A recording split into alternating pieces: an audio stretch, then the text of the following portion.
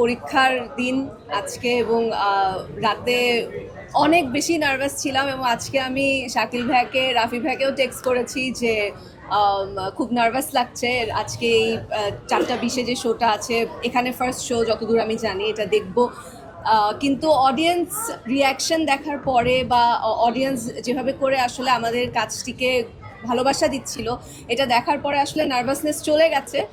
So একটা special thank you অবশ্যই রাফি ভাইয়াকে দিতে চাই যে ও আমাকে তাণ্ডবে নিশাদ চরিত্রের জন্য মনে করেছিল যে এই চরিত্রটা আমি পুল অফ করতে পারবো এবং সেই সাথে অবশ্যই আমাদের শাকিল ভাই এবং প্রযোজনা প্রতিষ্ঠানে যারা আছেন সবাইকেও অনেক বেশি ধন্যবাদ যে এত সুন্দর করে এত বড় অ্যারেঞ্জমেন্টে কাজটা করেছে। আমরা জয়াপুর মতো এত গুণী একজন অভিনেত্রীকে পেয়েছি। আমি তো মনে করি আমার মানে কাজটা আরও বেশি স্পেশাল হয়ে গেছে এবং সব থেকে স্পেশাল ব্যাপারটা হচ্ছে যে শাকিব খানকে পেয়েছি।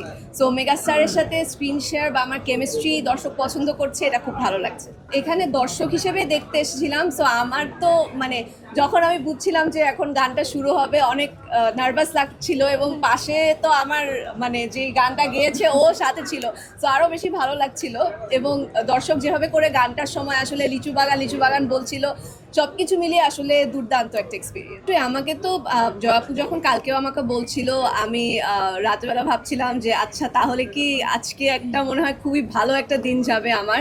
সো জয়াপুকে অনেক অনেক থ্যাংক ইউ, এত সুন্দরভাবে আমাকে কমপ্লিমেন্ট করেছে এবং ডেফিনেটলি একজন অ্যাক্ট্রেস হিসেবে এটা আমাকে মোটিভেট করবে সামনে আরও ভালো ভালো কাজ করার জন্য। এবং সেদিন প্রেস মিটে আমাদের মেগাস্টার শাকিব খানও বলছিলেন। সো সব কিছু মিলিয়ে আমি আসলে খুব পজিটিভ একটা ফিডব্যাক পেয়েছি আমাদের টিমের সবার কাছ থেকে এবং এখন দর্শকদের কাছ থেকে। সো দেখা যাক ভবিষ্যতে কি হয়।